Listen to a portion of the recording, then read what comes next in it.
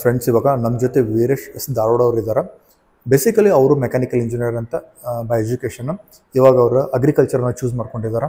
ಅವ್ರ ಜರ್ನಿ ಯಾವ ಥರ ಇತ್ತು ಅನ್ನೋದು ತಿಳಿಸೋದೇ ಈ ಲಾಗ್ನ ವಿಶೇಷತೆ ಮತ್ತು ಈ ಲಾಗ್ನ ಉದ್ದೇಶ ಅಂತ ಹೇಳ್ತೀನಿ.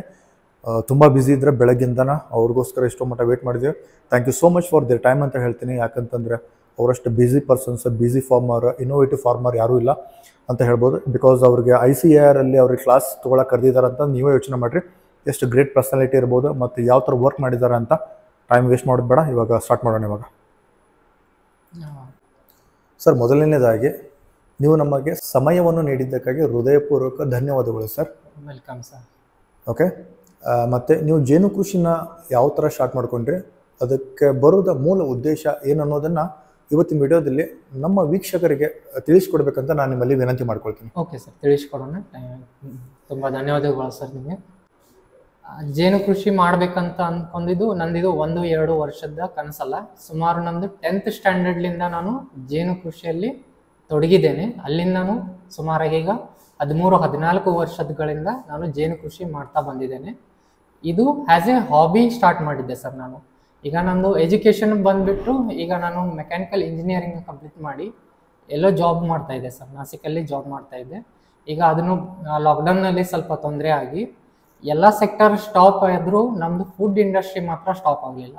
ಹೀಗಾಗಿ ಜೇನಲ್ಲಿ ನನಗೆ ಆಸಕ್ತಿ ಇರೋದ್ರಿಂದ ಜೇನನ್ನೇ ಯಾಕಾಗಿ ಒಂದು ಹವ್ಯಾಸವಾಗಿ ಮಾಡ್ತಾ ಇದ್ದೆ, ಅದನ್ನ ಯಾಕೆ ಕಮರ್ಷಿಯಲ್ ಆಗಿ ಲಾರ್ಜ್ ಸ್ಕೇಲಲ್ಲಿ ಮಾಡಬಾರ್ದು ಅಂತ ವಿಚಾರ ಮಾಡಿ ನಾನು ಜೇನು ಕೃಷಿಗೆ ಇಳಿದೆ ಸರ್. ಈಗ ಜೇನು ಕೃಷಿಯಲ್ಲಿ ಇಳಿದ ಮೇಲೆ ಅದನ್ನೇ ಮಾಡಲಿಕ್ಕೆ ಜಾಗ ಬೇಕು. ಹೀಗೆ ನಮ್ಮ ಅಜ್ಜಾರ್ದ ಹೊಲ ಇತ್ತು ಸರ್ ಹಳೆಯದು, ಅಲ್ಲಿ ನೋಡಲ್ಲೇ ಯಾರೂ ಇದ್ದಿದ್ದಿಲ್ಲ. ಹೀಗಾಗಿ ನಾನು ಅಲ್ಲೇ ಹೋಗಿ ಜೇನು ಕೃಷಿನ ಪ್ರಾರಂಭಿಸಿದೆ sir. As A hobby start ಮಾಡಿದ್ದು. ಈಗ ನಂದು ಒಂದು 3 ವರ್ಷದಿಂದ ಕಮರ್ಷಿಯಲ್ ಆಗಿ ಸ್ಟಾರ್ಟ್ ಮಾಡ್ತಾ ಇದ್ದೇನೆ ಸರ್. ಕಮರ್ಷಿಯಲ್ ಆಗಿ ಏನೇನು ಮಾಡ್ತಾ ಇದ್ದೇವೆ ಅಂದರೆ, ಈಗ ನಾವು ಆ್ಯಸ್ ಎ ಬ್ರೀಡರ್ ಅಂತ ಸ್ಟಾರ್ಟ್ ಮಾಡಿದ್ದೇವೆ ಸರ್. ಅಂದರೆ ರಿಕ್ವೈರ್ಡ್ ಯಾರ್ಯಾರು ಇಂಟ್ರೆಸ್ಟೆಡ್ ಪರ್ಸನ್ಸ್ ಇದ್ದಾರೋ ಅವ್ರಿಗೆ ನಾವು ಬಾಕ್ಸನ್ನು ಸಪ್ಲೈ ಮಾಡೋದಾಗಲಿ, ಟ್ರೈನಿಂಗ್ ಕೊಡೋದಾಗಲಿ ಇದನ್ನು ಮಾಡ್ತಾ ಇದ್ದೇವೆ. ಆಮೇಲೆ ಬೀಸಲ್ಲೇ ನಾವು ಒಂದು ಇನೋವೇಷನ್ ಮಾಡಿದ್ದೇವೆ. ಬೀಸ್ನ ವ್ಯಾಕ್ಯೂಮ್ ಕ್ಲೀನರ್ ಅಂತ ಒಂದು ಮಷಿನ್ ಮಾಡ್ಕೊಂಡಿದ್ದೇವೆ ಸರ್. ಅದು ICARಲಿಂದ ಪ್ರಮೋಟ್ ಆಗಿದೆ. ಕೃಷಿ ಮೇಳದಲ್ಲಿ ಅದಕ್ಕೆ ಸನ್ಮಾನ ಕೂಡ ಆಗಿದೆ ಆ್ಯಸ್ ಎ ಇನೋವೇಟಿವ್ ಫಾರ್ಮರ್ ಅಂತ. ಇದರಲ್ಲಿ ಬೀಸಲ್ಲಿ ಅಂದರೆ ವ್ಯಾಕ್ಯೂಮ್ ಕ್ಲೀನರ್ ಥರ ಸಕ್ ಮಾಡಿ ಬೀಸನ್ನ ಹಿಡಿಲಿಕ್ಕೆ ಅನುಕೂಲ ಆಗುತ್ತೆ. ಯಾಕಂದರೆ ಆ್ಯಸ್ ಎ ಕಮರ್ಷಿಯಲ್ ಆಗಿ ಸ್ಟಾರ್ಟ್ ಮಾಡಬೇಕಾದ್ರೆ ನನಗೆ ಒಂದಿಷ್ಟು ಪ್ರಾಬ್ಲಮ್ಸ್ ಬರೋಕ್ಕಂತಿದ್ದು ಸರ್. ಯಾಕಂದರೆ ಬೀಸನ್ನು ಹಿಡಿಬೇಕಾದ್ರೆ ಭಾಳ ಸುಲಭವಾಗಿ ಸಿಗೋದಿಲ್ಲ. ಅದರಲ್ಲಿ ಕ್ವೀನ್ ಅಂತ ಇರುತ್ತೆ. ಆ ಕ್ವೀನನ್ನು ನಾವು ಕ್ಯಾಪ್ಚರ್ ಮಾಡೋ ಮಟ್ಟ ನಮಗೆ ಯಾವುದೇ ಹುಳುಗಳು ಸಿಗೋದಿಲ್ಲ. ಆ ಕ್ವೀನು ಎಲ್ಲಾದರೂ ಸಂಧಿಯಲ್ಲಿ ಹೋಗಿ ಕುಂದ್ರೋದ್ರಿಂದ ನಮ್ಮ ಕೈಯಲ್ಲಿ ಆಡೋಕ್ಕಾಗಲಿಲ್ಲ ಕಾರಣಕ್ಕೆ ನಾವು ಒಂದು ಇನೋವೇಷನ್ ಮಾಡಬೇಕಾಯಿತು. ಅದೇ ವ್ಯಾಕ್ಯೂಮ್ ಮಷಿನ್ ಅಂತೇಳಿ. ಅದರಿಂದ ನಾವು ಬೀಸ್ನ ಸಕ್ ಮಾಡಿ ವ್ಯಾಕ್ಯೂಮ್ ಮಾಡಿ ಕ್ರಿಯೇಷನ್ ಮಾಡಿ ಬೀಸ್ನ ಸಕ್ ಮಾಡಿ ಕ್ಯಾಪ್ಚರ್ ಮಾಡಿ ಈಸಿಲಿ ಈಗ ನಾವು ಅದನ್ನು ಟ್ರಾನ್ಸ್ಫರ್ ಮಾಡ್ತಾ ಇದ್ದೀವಿ ಸರ್ ಬಾಕ್ಸಿಗೆ. ಆಮೇಲೆ ಈಗ ನಾನು ಬೀಸಲ್ಲೇ ಅರೌಂಡ್ 1-2 ಸೀಸನ್ನಲ್ಲಿ ಅರೌಂಡ್ 1.5 to 2 lakhs ಮಟ್ಟ ಆರಾಮಾಗಿ ಇನ್ಕಮ್ ತೆಗಿತಾ ಇದ್ದೇನೆ ಸರ್. ಇದಿಷ್ಟು ಬಂದು ನಂದು ಬೀಸದ ಜರ್ನಿ ಸರ್. ಸರ್, ನೀವು ಆ್ಯಸ್ ಅ ಹಾಬಿಯಾಗಿ ಜೇನು ಕೃಷಿನ ತೊಗೊಂಡಿದ್ರಿ. Okay sir. ಬಟ್ ಅದ್ರ ಹಿನ್ನೆಲೆ ಏನೂ ಇರಲಿಲ್ಲ ನಿಮಗೆ. ಹೌದು. ಆ್ಯಸ್ ಅ ಪ್ರೊಫೆಷನ್ ಆಗಿ ತೊಗೊಂಡಾಗ ನೀವು ಯಾವ್ಯಾವ ತೊಂದರೆಗಳನ್ನು ಅನುಭವಿಸಿದ್ದೀರಿ ಸರ್? ಇಲ್ಲಿ ತೊಂದರೆಗಳನ್ನಕ್ಕೆ ನಮಗೆ ಜೇನು ಕೃಷಿಯಲ್ಲಿ ಎಲ್ಲರಿಗೂ ಹೊಸದಾಗಿರೋದ್ರಿಂದ ಇದರಲ್ಲಿ ನಾಲೆಜ್ ಭಾಳ ಕಮ್ಮಿ ಸಿಗ್ತಾ ಇದೆ ಸರ್ ಈಗಿನ ಟೈಮಲ್ಲಿ. ಹೀಗಾಗಿ ನಾವು ನಾಲೆಜ್ ಗೇನ್ ಮಾಡಬೇಕಂದ್ರೆ ನಾನು ಭಾಳ ಶ್ರಮ ಪಟ್ಟಿದ್ದೇನೆ ಸರ್. ಇಲ್ಲಿ ರಿಸರ್ಚ್ ಸೆಂಟರ್ ಅಡ್ಡಾಡಿದ್ದೇನೆ, ಆಮೇಲೆ ಅಗ್ರಿ ಕಾಲೇಜಸ್ ಎಲ್ಲಿ ಭೇಟಿ ಕೊಟ್ಟಿದ್ದೇನೆ, ಸೈಂಟಿಸ್ಟ್ಗಳನ್ನ ಮೀಟ್ ಆಗಿದ್ದೇನೆ, ಎಷ್ಟೋ ರಿಸರ್ಚ್ ಪೇಪರ್ಗಳನ್ನು ರಾತ್ರಿಯೆಲ್ಲ ಕುತ್ಕೊಂಡು ಓದಿದ್ದೇನೆ, ತಿಳ್ಕೊಂಡಿದ್ದೇನೆ. ಆಮೇಲೆ ಎಷ್ಟೋ ವೀಡಿಯೋಸ್ ಯೂಟ್ಯೂಬ್ದಲ್ಲಿ ನಿಮ್ಗೆ ರಗಡಿ ವೀಡಿಯೋಸ್ ಸಿಗ್ತಾವೆ, ಅದನ್ನು ನೋಡಿ ತಿಳ್ಕೊಂಡಿದ್ದೇನೆ. ಹಾಗೆ ಆಮೇಲೆ ಔಟ್ಸೈಡ್ ಕಂಟ್ರಿಲಿಂದನೂ ಕೂಡ ಸೈಂಟಿಸ್ಟ್ದು ಲಿಂಕ್ಸ್ ಇದ್ದಾವೆ, ವೆಬ್ಸೈಟ್ ಇಮೇಲ್ಸ್ ಬರ್ತಿದ್ದಾವೆ, ರಿಸರ್ಚ್ ಪೇಪರ್ಸ್ ಬರ್ತಿದ್ದಾವೆ. ಅವ್ರು ಡೈಲಿ ಏನೇನು ಮಾಡ್ತಿದ್ದಾರೆ, ಏನೇನು ಇದಾವೆ ಅಂತ ಆ ರಿಸರ್ಚ್ ಪೇಪರ್ಸ್ನೆಲ್ಲ ಓದಿ ನಾವು ಸ್ವಂತ ನಾಲೆಜ್ ಗೇನ್ ಮಾಡ್ಕೊಂಡಿರೋದು ಸರ್. ಇದು ಯಾರು ನಮಗೆ ಹೇಳ್ಕೊಟ್ಟಂಥ ನಾಲೆಜ್ ಅಲ್ಲ ಸರ್. ಸರ್, ಇವಾಗ ಏನಪ್ಪ ಅಂತಂದರೆ ನೀವು ಅದನ್ನ R&D ಅಂತಂದರೆ ರಿಸರ್ಚ್ ಪೇಪರ್ ಓದೋ ಮೂಲಕ, ಟ್ರಯಲ್ ಆ್ಯಂಡ್ ಎರರ್ ಮೂಲಕ ನೀವು ಜೇನು ಕೃಷಿಯನ್ನು ನೀವು ಬೆಳವಣಿಗೆ ಹಂತವಾಗಿ ನೀವು ಬೆಳವಣಿಗೆ ಮಾಡ್ಕೊತ ಮಾಡ್ರಿ. ಸರ್, ಬೆಳವಣಿಗೆ ಮಾಡ್ಕೊಳ್ಳೋ ಸಮಯದಲ್ಲಿ ಅದಕ್ಕಿಂತ ಪೂರ್ವವಾಗಿ ನೀವು ಎಷ್ಟು ಬಂಡವಾಳದಿಂದ ಈ ಕೃಷಿನ ಸ್ಟಾರ್ಟ್ ಮಾಡಿದ್ದು? ಸರ್ ಇದಕ್ಕೆ ಬಂಡವಾಳ ಏನು ಭಾಳ ಬೇಕಾಗಂಗಿಲ್ಲ ಸರ್. ಜಸ್ಟ್ ನೀವು 2 ಬಾಕ್ಸ್ ಅಥವಾ 2 ಪೆಟ್ಟಿಗೆ ಅತಿ ಕಡಿಮೆ ಬಂಡವಾಳದಿಂದನೂ ನೀವು ಚಾಲೂ ಮಾಡ್ಬೋದು. ಎಕ್ಸಾಂಪಲ್ ಈಗ ಒಂದು ಪೆಟ್ಟಿಗೆಗೆ ನಮಗೆ 4500 ಈಗ ರೇಟ್ ಇದೆ ಸರ್, ಪ್ರೆಸೆಂಟ್ ರೇಟು. ನೀವು 2 ಪೆಟ್ಟಿಗೆಲಿಂದನೂ ಬಂಡವಾಳ ಹಾಕಿ ಚಾಲೂ ಮಾಡ್ಕೋಬೋದು ಸರ್. 2 ಪೆಟ್ಟಿಗೆ ಎದಕ್ಕೆ ಮಾಡ್ಕೊಡ್ರಿ ಅಂತ ಅಂದರೆ ಕಂಪ್ಯಾರಿಸನ್ ಬಿಟ್ವೀನ್ 2 ಬಾಕ್ಸಸ್. ನಮ್ಮದು ಯಾವ ಬಾಕ್ಸು ಚೆನ್ನಾಗಿದೆ, ಯಾವ ಬಾಕ್ಸು ಚೆನ್ನಾಗಿಲ್ಲ, ಆಮೇಲೆ ಪ್ರಾಬ್ಲಮ್ಸ್ ಏನಿದಾವೆ ಅಂತ ಕಂಪೇರ್ ಮಾಡಿ ಪ್ರಾಬ್ಲಮ್ಸ ರಿಸಾಲ್ವ್ ಮಾಡಲಿಕ್ಕೆ ನಾವು 2 ಬಾಕ್ಸ್ ಅಂತ ಹೇಳ್ತೇವೆ ಸರ್. ಇದಕ್ಕೆ ಬಂಡವಾಳ ಬೇಕಾಗಿರೋದು ಭಾಳ ಕಮ್ಮಿ ಇದೆ ಸರ್. ಆಮೇಲೆ ಇದರಲ್ಲಿ ಪ್ರಾಫಿಟ್ ಮಾತ್ರ ಭಾಳ ಜಾಸ್ತಿ ಇದೆ ಸರ್. ಬಂಡವಾಳ ನಾನು ಹಾಕಿರೋದು ಬರೀ 10,000 ಹಾಕಿದ್ದೆ ಸರ್ ಸ್ಟಾರ್ಟ್ ಮಾಡಬೇಕಾದ್ರೆ. ಈಗ ನಾನು ಅದೇ ಬಂಡವಾಳನ ಮಲ್ಟಿಪ್ಲೈ ಮಾಡ್ಕೊತಾನೆ ಹೋಗ್ತಾ ಇದ್ದೇನೆ ಸರ್. ಸರ್, ಇವಾಗ ನೀವು ಹೇಳಿರೋ ಹಾಗೆ ನಾನಿವಾಗ 10,000 ಬಂಡವಾಳ ಹಾಕಿ 2 ಪೆಟ್ಟಿಗೆಯಿಂದ ಸ್ಟಾರ್ಟ್ ಮಾಡ್ತೀನಿ. ನನಗೆ ರಿಟರ್ನ್ ಬರೋಕ್ಕೆ ಅಮೌಂಟ್ ಎಷ್ಟು ವರ್ಷ ತೊಗೊಳುತ್ತೆ ಸರ್ ಅದು? ಸರ್ ಇದು ಜಲ್ದಿ ಭಾಳ ವೇಗವಾಗಿ ರಿಟರ್ನ್ಸ್ ಕೊಡ್ಲಿಕ್ಕೆ ಸ್ಟಾರ್ಟ್ ಮಾಡುತ್ತೆ. ಯಾಕಂದರೆ ಸರ್ ನಮ್ಮ ಜೇನಿನಲ್ಲಿ ಒಂದೇ ಪ್ರಾಡಕ್ಟ್ ಸೇಲ್ ಆಗುತ್ತೆ ಅಥವಾ ಒಂದೇ ವಸ್ತು ಸೇಲ್ ಆಗುತ್ತೆ ಅಂತಲ್ಲ. ಬೀಸ್ ಪ್ರಾಡಕ್ಟ್ಸ್ ಭಾಳ ಇದಾವೆ ಸರ್. ಅದರಲ್ಲಿ ಜನರಿಗೆ ಅಷ್ಟು ಅರಿವಿಲ್ಲ. ಜನರಿಗೆ ಏನಿದೆ ಭಾಳ ಮಾಡಿ ತುಪ್ಪ ಸಿಗುತ್ತೆ, ಮೇಣ ಸಿಗುತ್ತೆ ಅಂತ ಅಷ್ಟೇ ಇದೆ ಸರ್. ಆದರೆ ಜೇನಿನಲ್ಲಿ ಭಾಳ ಪ್ರಾಡಕ್ಟ್ಸು ಸಿಗ್ತವೆ. ಅಂದರೆ ಬಿ ಪ್ರಾಡಕ್ಟ್ಸ್ ಅಂತೀವಿ ಸರ್ ನಾವು. ಅದರಲ್ಲಿ ಮೇನ್ಲಿ ನಮಗೆ ಎಲ್ಲರಿಗೂ ಗೊತ್ತಿರೋ ಹಾಗೆ ಜೇನುತುಪ್ಪ ಅಂತ ಗೊತ್ತಿದೆ ಸರ್, ಆಮೇಲೆ ಮೇಣ ಅಂತ ಗೊತ್ತಿದೆ. ಇವು 2 ಬಿಟ್ಟರೆ ಅಲ್ಪ ಸ್ವಲ್ಪ ಮಂದಿಗೆ ಪರಾಗನೂ ಸಿಗುತ್ತೆ ಅಂತ ಗೊತ್ತಿದೆ. ಬಿ ಪೋಲನ್ ಅಂತ ಕಳಿತೇವೆ. ಪರಾಗ ಅಂದರೆ ಪೋಲನ್, ಬಿ ಪೋಲನ್ ಅಂತೇವೆ. ಇದಲ್ಲದೆ ಹಲವಾರು ಪ್ರಾಡಕ್ಟ್ಸ್ಗಳಿದಾವೆ ಸರ್. ಇವೇನು 3 ಪ್ರಾಡಕ್ಟ್ಸ್ ಇದಾವಲ್ಲ, ಅಗದಿ ಚೀಪೆಸ್ಟ್ ಪ್ರಾಡಕ್ಟ್ಸ್ ಅಂತ ಹೇಳ್ಬೋದು ನಾವು ಹನಿ ಬೀಸಲ್ಲಿ ಸಿಗುವಂಥ ಪ್ರಾಡಕ್ಟ್ಸ್. ಯಾಕಂದರೆ ಇವು 1000 ಗಟ್ಟಲೆಯಲ್ಲಿ ಮಾರಿದರೆ ಇನ್ನು ಮುಂದಿನ ಪ್ರಾಡಕ್ಟ್ಸ್ ಎಕ್ಸಾಂಪಲ್ ಆಗಿ ರಾಯಲ್ ಜೆಲ್ಲಿ ಅಂತಿದೆ, ಆಮೇಲೆ ಬಿ ವೆನಮ್ ಅಂತಿದೆ. ಇವೆಲ್ಲ ಲ್ಯಾಕ್ಸ್ ಟುಗೆದರ್ಸಲ್ಲಿ ಮಾರ್ತಾ ಇದ್ದಾವೆ ಸರ್. ಇವತ್ತು ಮಾರ್ಕೆಟಲ್ಲಿ ನಿಮಗೆ 10 gram royal jelly price around 18,000 20,000ಗೂ ರೇಂಜ್ ಆಗ್ತಾ ಇದೆ. ಹೀಗಾಗಿ even bee venom per kg bee venom normally 80 lakhs ಅಂತಾರೆ. ಇದನ್ನೆಲ್ಲ ಕಲೆಕ್ಟ್ ಮಾಡೋದ್ರಿಂದ ನಮಗೆ ಬೀಸಲ್ಲಿ ಭಾಳ ವೇಗವಾಗಿ ಇನ್ಕಮ್ ಸ್ಟಾರ್ಟ್ ಆಗುತ್ತೆ.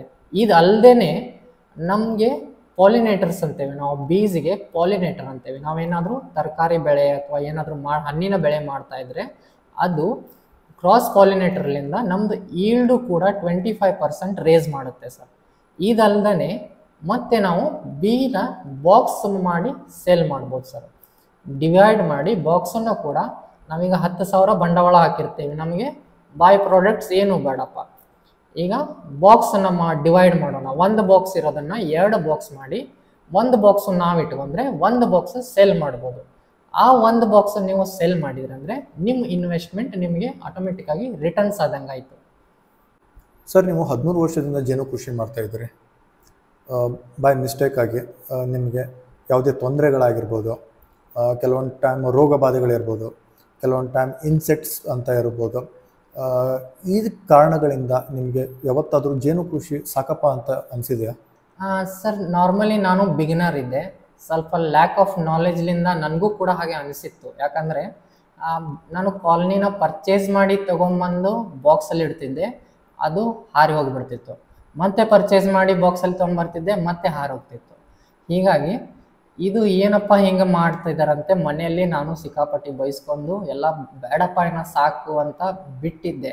ಬಟ್ ಅದು ಒಂದು ಒಳಗಡೆ ಹಾಬಿ ಅಂತ ಒಂದಿತ್ತು ಸರ್. ಇಂಟ್ರೆಸ್ಟ್ ಭಾಳ ಇತ್ತು ಬೀಸ್ ಕಂಡ್ರೆ. ಅದು ಎಲ್ಲೋ ಒಂದು ಟೈಪ್ ಕೊರಿತಾ ಇತ್ತು, ಏನೋ ಇದು ಎದಕ್ಕೆ ಹಾರು ಹೊಂಟಿದೆ ಅಂತ.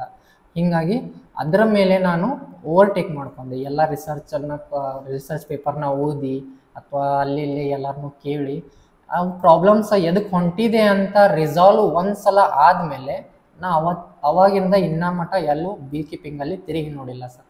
ಆಮೇಲೆ ಇದರಲ್ಲಿ ಡಿಸೀಸಸ್ ಬಂತಾವ. ಡಿಸೀಸಸ್ಸು ನಾವು ರಿಸರ್ಚ್ ಪೇಪರ್ ಓದಲ್ಲಿ ಭಾಳ ಡಿಸೀಸ್ ಹೇಳ್ತಾರೆ ಸರ್. ಡೆಡ್ಲಿ ಡಿಸೀಸಸ್ ಇದ್ದಾವೆ ಅಂತ ಹೇಳಿದರು. ಅದು ಒಂದು ಟೈಪು ನಮಗೆ ಲ್ಯಾಗ್ ಅನ್ನಿಸ್ತು. ಇದೇನಪ್ಪ ಡಿಸೀಸ್ ಬಂದರೆ ಹೆಂಗೆ ಅಂತ. ನಾರ್ಮಲಿ ನಮ್ಮ ಅದೃಷ್ಟವಶ ನಮ್ಮ ಸೈಡು ಯಾವುದೇ ಡಿಸೀಸ್ ಬರಲಿಲ್ಲ. ಒಂದೇ ಡಿಸೀಸ್ ಕಾಡೋದಂದರೆ ವ್ಯಾಕ್ಸ್ ಮಾತದ ಡಿಸೀಸ್ ಸರ್. ಅದಕ್ಕೆ ನಾರ್ಮಲಿ ಅಷ್ಟು ಎಫೆಕ್ಟ್ ಆಗಲ್ಲ.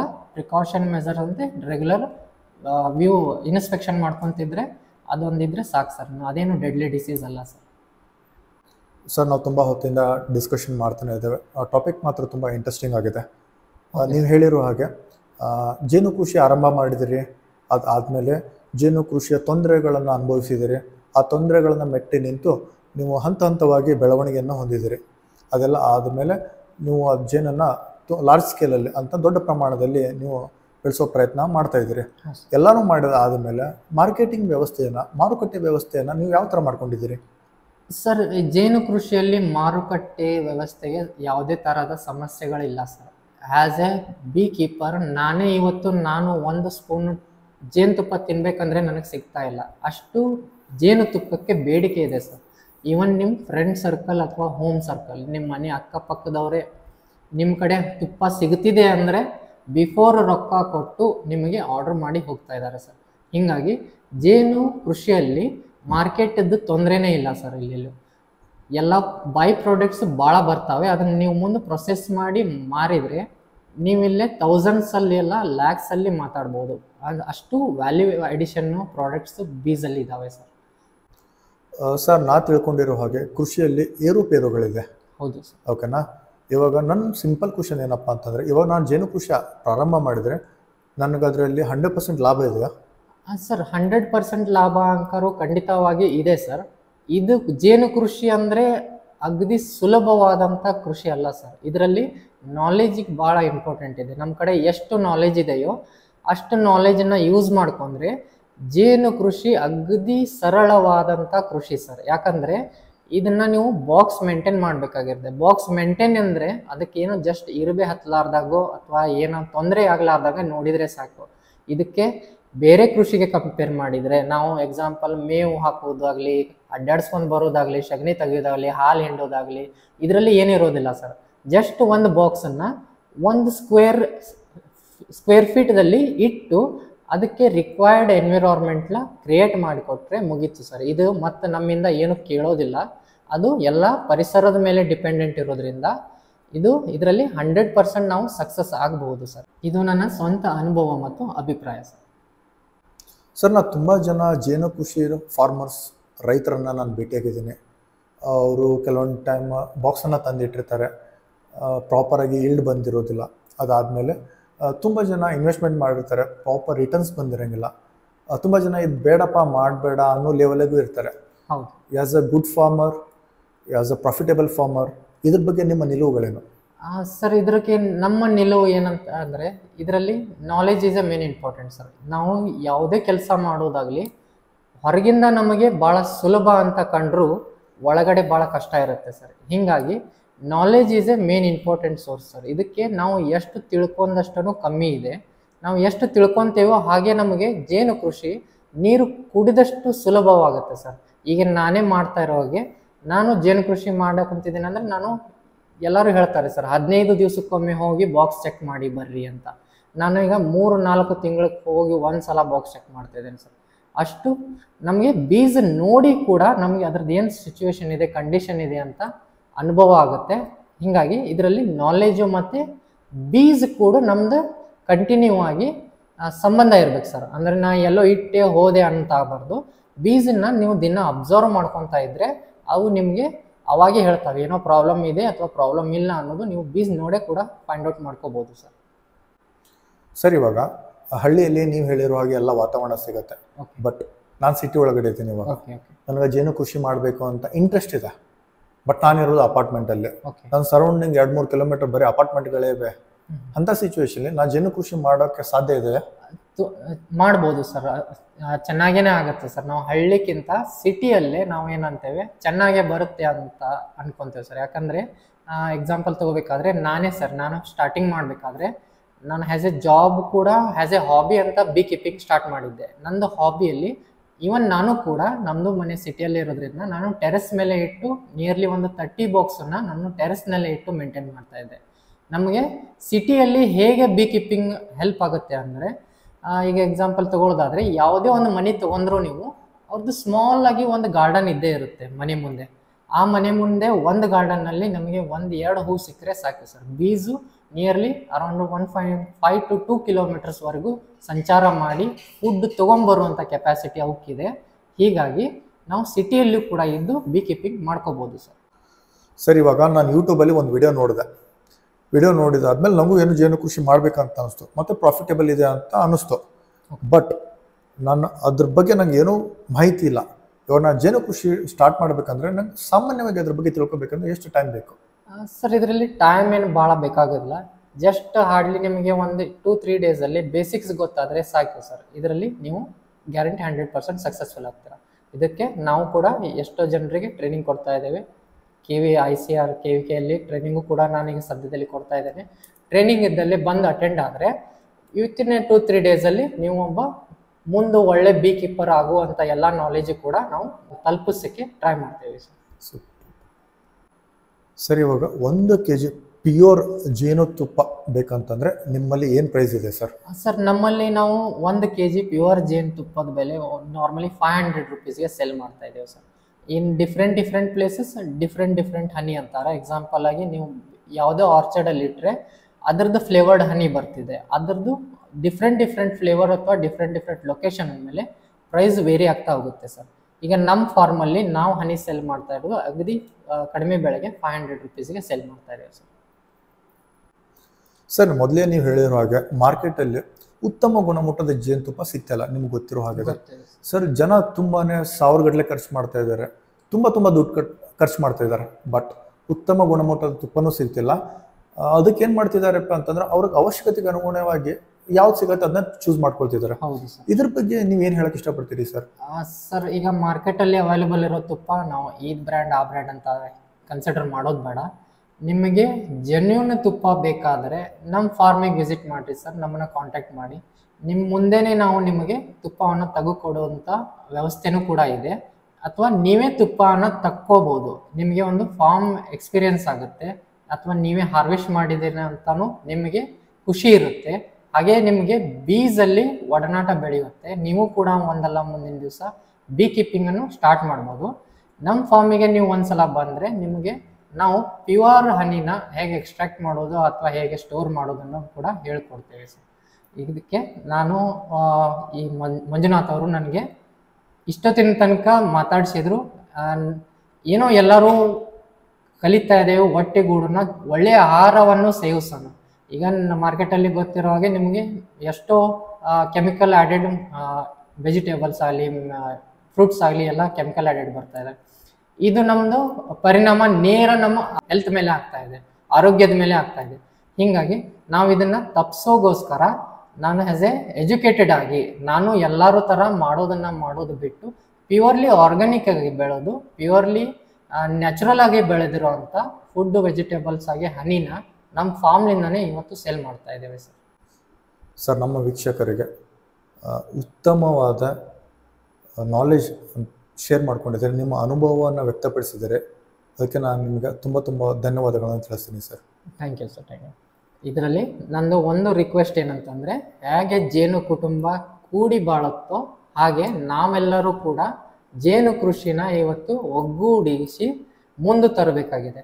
ಹೀಗಾಗಿ ತಾವೆಲ್ಲ ಬನ್ನಿರಿ ಹಾಗೂ ಜೇನು ಕೃಷಿಯನ್ನು ಮಾಡೋಣ, ಮುಂದೆ ಬೆಳೆಸೋಣ. ನಾವು ಆ್ಯಸ್ ಎ ಬಿಸ್ನೆಸ್ ಮ್ಯಾನ್ಸ್ ಇದರಲ್ಲಿ ಬಿಸ್ನೆಸ್ ಅಪಾರ್ಚುನಿಟೀಸ್ ಭಾಳ ಇದ್ದಾವೆ. ಹೀಗಾಗಿ ಎಲ್ಲರೂ ಕೂಡ ಸೇರಿ ಜೇನು ಕೃಷಿಯನ್ನು ಮಾಡಿ ಮುಂದೆ ತರೋಣ ಅನ್ನೋದು ನಾವು ತಮ್ಮಲ್ಲೆಲ್ಲ ಕೇಳ್ಕೊಳ್ಳೋಕ್ಕೆ ಇಷ್ಟಪಡ್ತೀವಿ. Thank you sir. ಫ್ರೆಂಡ್ಸ್, ಇವತ್ತಿನ ಲಾಗಲ್ಲ ಜೇನು ಕೃಷಿ ಬಗ್ಗೆ ಅದ್ಭುತವಾಗಿ ನಮಗೆ ತಿಳಿಸ್ಕೊಟ್ಟಿದ್ದಾರೆ ವೀರೇಶ್ ಅವರ. ನಿಮಗೂ ಈ ವಿಡಿಯೋ ಇಷ್ಟ ಆಗೈತೆ ಅಂದ್ಕೊಂಡಿದ್ದೇನೆ. ಎಂದಿನಂತೆ ಇವತ್ತಿನ ಲಾಗನ್ನು ಮುಗಿಸೋ ಸಮಯ. ನಿಮ್ಮ ಪ್ರೀತಿ, ಪ್ರೋತ್ಸಾಹ, ಆಶೀರ್ವಾದ ಸದಾ ನನ್ನ ಮೇಲೆ ಇರಲಿ ಅಂತ ಕೇಳ್ಕೊಳ್ತಾ ಮತ್ತೆ ಮುಂದಿನ ವಿಡಿಯೋದಲ್ಲಿ ಸಿಗ್ತೀನಿ. ಒಂದು ವೇಳೆ ನನ್ನ ವಿಡಿಯೋ ನಿಮಗೆ ಇಷ್ಟ ಆಗಿದ್ದರೆ ಪ್ಲೀಸ್ ಲೈಕ್ ಮಾಡಿ, ಶೇರ್ ಮಾಡಿ ಮತ್ತು ನನ್ನ ಚಾನಲ್ನ ಸಬ್ಸ್ಕ್ರೈಬ್ ಮಾಡಿ. ನಿಮ್ಮ ಅಭಿಮಾನಿ ಮಂಜುನಾಥ್ ನಿಮ್ಮೊಂದಿಗೆ. ಧನ್ಯವಾದಗಳು. ಬಾಯ್.